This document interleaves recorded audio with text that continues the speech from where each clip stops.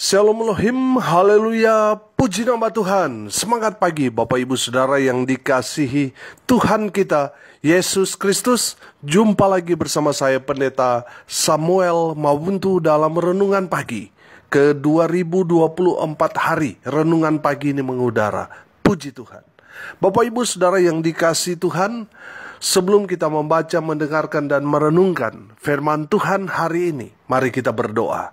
Minta pimpinan Roh Kudus. Kita berdoa. Bapa di surga, berbicaralah kepada kami semua. Pakai firman Tuhan ini untuk menegur kami, menasihati kami, meneguhkan iman percaya kami. Dan biarlah firman Tuhan ini memberkati kami semua. Di dalam nama Tuhan Yesus yang adalah firman Allah yang hidup, kami berdoa. Amin. Haleluya. Bapak Ibu Saudara yang dikasihi Tuhan, bersama dengan saya kita akan belajar Alkitab dari kitab Kejadian sampai kitab Wahyu. Mari buka Alkitab kita. Kitab Mazmur pasal 34 ayat 7 sampai ayat 11. Demikian firman Tuhan. Orang yang tertindas ini berseru dan Tuhan mendengar. Ia menyelamatkan dia dari segala kesesakannya. Malaikat Tuhan berkemah di sekeliling orang-orang yang takut akan dia, lalu meluputkan mereka. Kecaplah dan lihatlah betapa baiknya Tuhan itu. Berbahagialah orang yang berlindung padanya.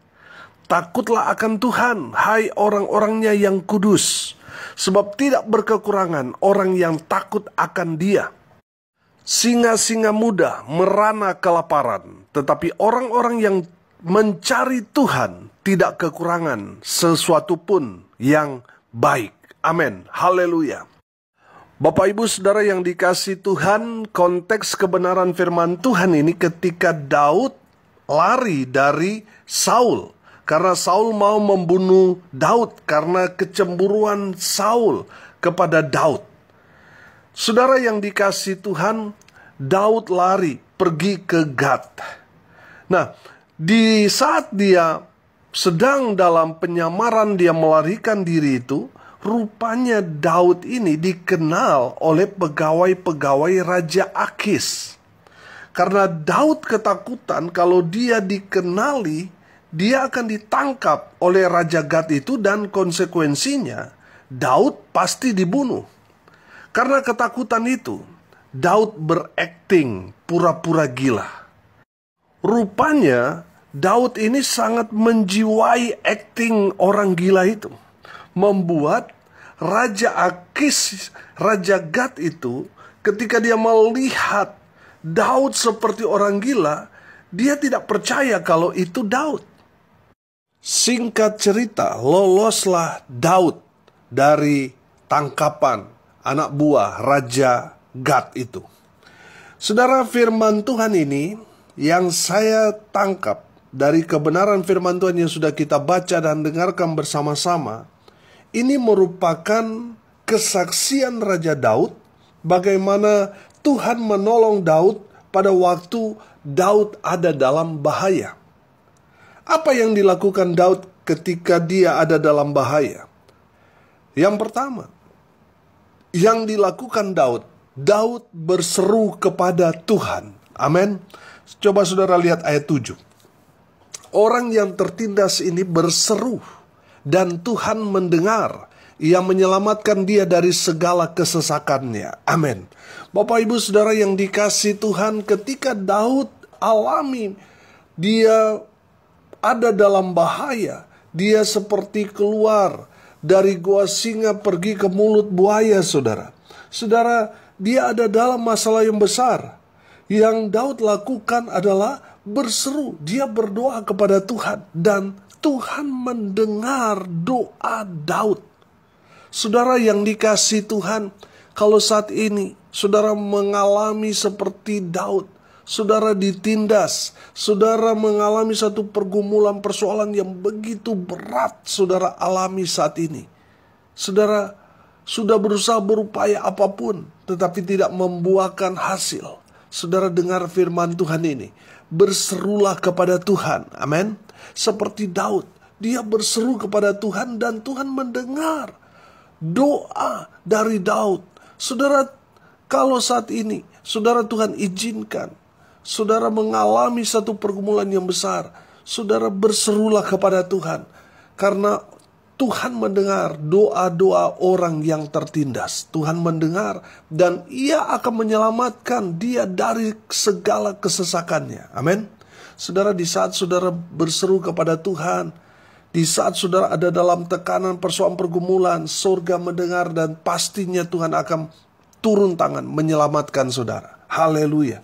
Saudara yang dikasihi Tuhan, saya percaya di saat kita berdoa, surga mendengar dan akan menyelamatkan saudara yang berseru, berdoa kepada Tuhan. Amin. Haleluya. Firman Tuhan berkata, barang siapa berseru kepada Tuhan, dia akan apa? Diselamatkan. Amin. Saudara yang dikasihi Tuhan, Daud ketika dia ada dalam persoalan pergumulan yang berat, yang dia lakukan, yang pertama, Daud berseru kepada Tuhan. Haleluya. Yang kedua, Daud hidup takut akan Tuhan. Amin. Coba saudara lihat ayat 8. Malaikat Tuhan berkemah di sekeliling orang-orang yang takut akan dia, lalu meluputkan mereka. Haleluya. Ketika kita hidup takut akan Tuhan, Tuhan akan mengirim, Tuhan akan mengutus malaikat Tuhan untuk menjaga saudara dan saya. Amin. Saudara, kenapa Tuhan mengirim kita malaikat untuk menjaga kita? Karena kita hidup takut akan Tuhan. Amin.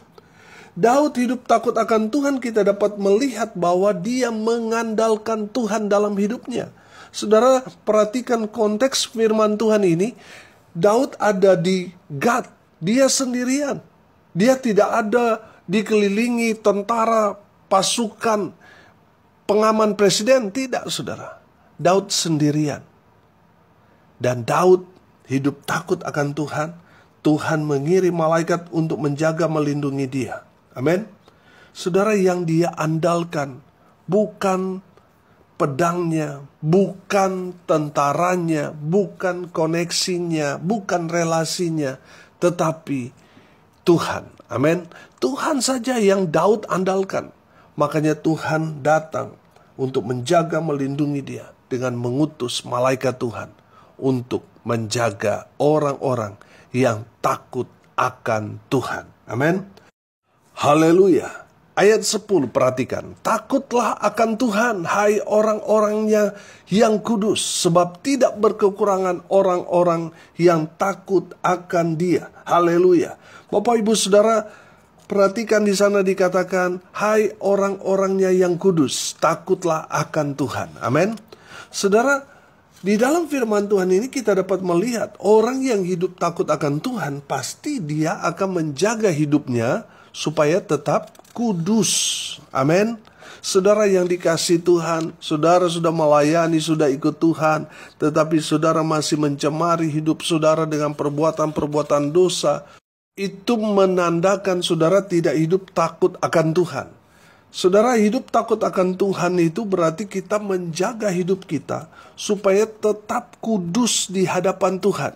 Mau terlihat atau tidak dilihat, kita tetap menjaga hidup kita supaya tetap kudus di hadapan Tuhan, bukan di hadapan manusia. Kalau di hadapan manusia, orang kudus pun bisa mengaku kudus, saudara. Amin.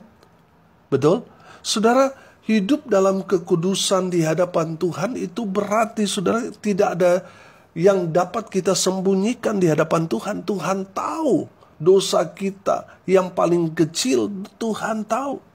Dan orang yang hidup takut akan Tuhan, dia betul-betul menjaga hidupnya supaya tetap berkenan di hadapan Tuhan. Karena dia tahu bahwa tubuhnya adalah bait Allah yang kudus. Tuhan hanya mau tinggal dalam hidup kita kalau kita menjaga hidup kita kudus di hadapan Tuhan. Dan orang yang hidup takut akan Tuhan, dia mengandalkan Tuhan dan menjaga hidupnya supaya tetap kudus di hadapan Tuhan. Haleluya. Yang ketiga, yang dilakukan Daud, Daud selalu bersyukur kepada Tuhan. Amin. Perhatikan ayat 9. Kecaplah dan lihatlah betapa baiknya Tuhan itu. Berbahagialah orang yang berlindung padanya. Amin. Haleluya. Bapak Ibu Saudara yang dikasihi Tuhan, perhatikan bahwa Daud pada saat itu, dia sedang ada dalam bahaya. Dia sedang ada di kota musuh dan dia dikenali. Nah, kalau saja Raja Akis itu, Raja Gad itu percaya kepada pegawai-pegawainya bahwa itu adalah Daud, pasti Daud mati pada saat itu. Betul? Saudara, perhatikan Daud. Daud dalam suka maupun duka, dia tetap bersyukur kepada Tuhan. Haleluya. Bersyukur memang tidak membuat masalah yang saudara hadapi bisa selesai pada saat itu. Tapi setidaknya dengan bersyukur kita mendapat kekuatan untuk bangkit dari keterpurukan. Amin. Saudara, bersyukurlah dalam segala hal. Karena itulah yang berkenan di hadapan Tuhan. Karena itulah yang Tuhan kehendaki pada kita. Saudara, ada banyak orang bersyukur ketika gaji naik, ketika mendapat bonus, ketika mendapat keuntungan dan lain sebagainya. Tapi yang Tuhan mau kita bersyukur itu bukan hanya suka tetapi duka. Perhatikan, Daud dia ada di tengah-tengah ancaman bahaya, tapi dia bersyukur. Dia berkata di sini, kecaplah dan lihatlah betapa baiknya Tuhan itu. Saudara yang dikasihi Tuhan, bagi pandangan manusia, posisi dari Daud ini, dia sedang tidak pada posisi yang baik. Dia ada dalam bahaya. Selangkah saja dia buat salah, dia pasti akan mati. Betul? Tapi saudara lihat, dalam bahaya sekalipun, dia melihat kebaikan Tuhan yang luar biasa, yang Tuhan nyatakan bagi dia. Amin. Saudara yang dikasihi Tuhan, jangan melihat masalah itu saudara langsung memberikan satu penyataan Tuhan itu tidak peduli dengan kita dan sebagainya. Tuhan itu jahat. Kenapa masalah demi masalah belum selesai satu sudah datang lagi menimpa saya? Apa salah saya Tuhan dan sebagainya. Saudara yang dikasihi Tuhan, di balik semua masalah itu, saya percaya ada rancangan Tuhan, ada berkat Tuhan yang Tuhan menyatakan kepada saudara. Amin.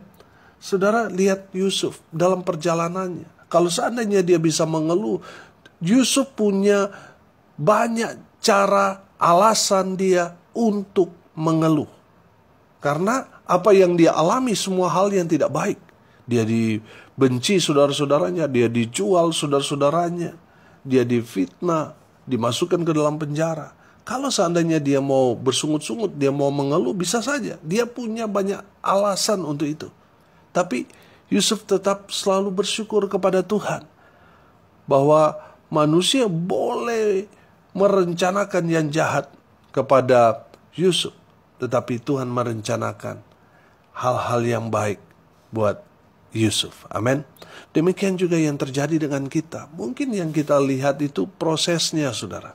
Saya percaya, saudara, kalau kita percaya kepada Tuhan, Tuhan itu kan punya rencana indah buat saudara dan saya. Amin.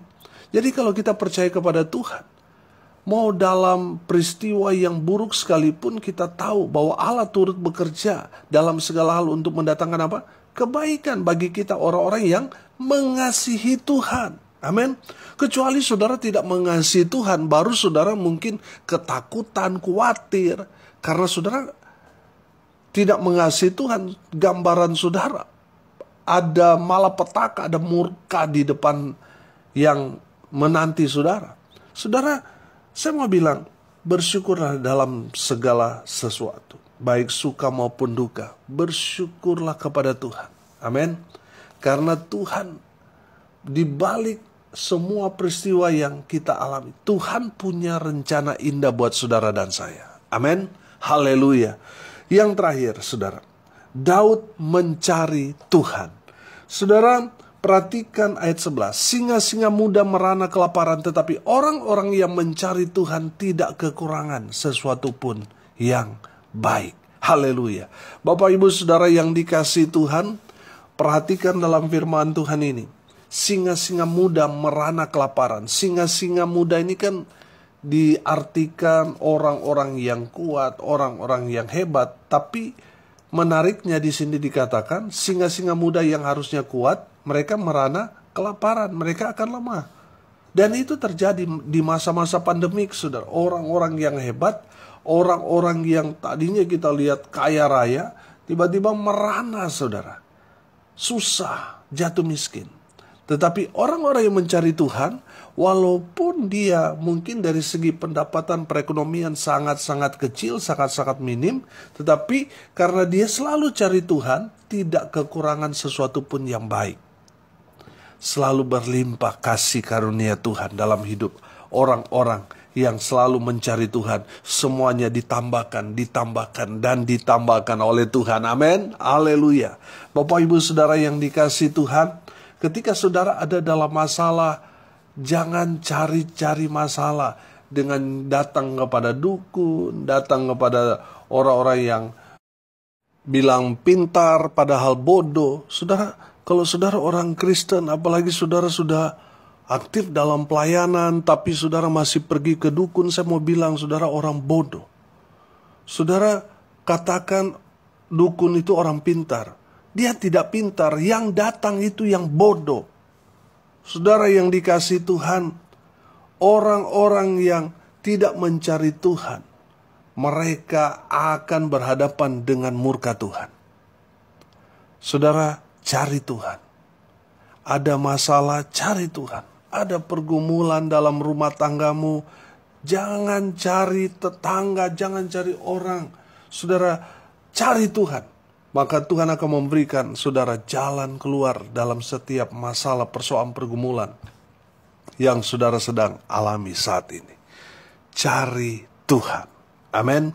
Saudara yang dikasihi Tuhan, kita dapat melihat bahwa perjalanan Daud di masa-masa itu, dia ada dalam bahaya. Dia hampir saja dikenali, ditangkap. Kalau dia tertangkap, dia pasti akan dibunuh. Dalam firman Tuhan ini, Daud menuliskan bahwa dia lolos. Tuhan menyelamatkan dia. Tuhan meluputkan dia dari bahaya. Amin.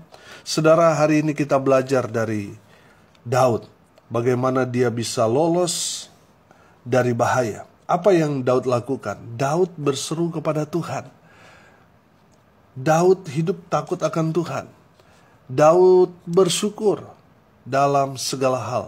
Dan Daud mencari Tuhan. Amin. Daud selalu cari Tuhan. Makanya Tuhan tolong dia. Haleluya.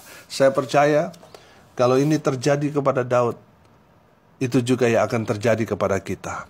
Ketika kita ada dalam bahaya, kita melakukan kebenaran firman Tuhan ini, maka Tuhan akan menyelamatkan saudara dan saya, meluputkan kita dari bahaya.